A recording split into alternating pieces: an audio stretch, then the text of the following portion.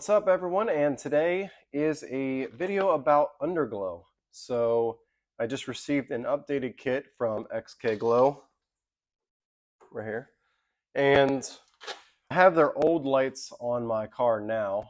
They actually kind of got damaged because I hit a possum and it took them out, unfortunately. But thanks to them, they were able to send me a brand new kit. So this kit actually is their newer style as well. And from what I can tell, so these are a 3-pin style. So on the ports, there's actually 3 pins versus the new system has 4 pins, and there's a lot more features with it. So now with the newer version, it can be app controlled, and you can also change everything with like a little controller that I have, which is actually here.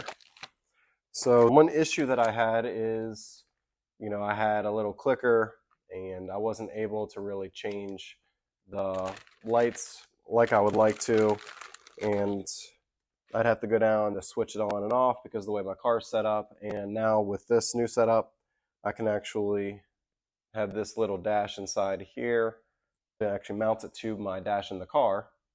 And then here I have my buttons. It tells me if I'm connected to the app, and then also changing the colors, brightness, and strobes.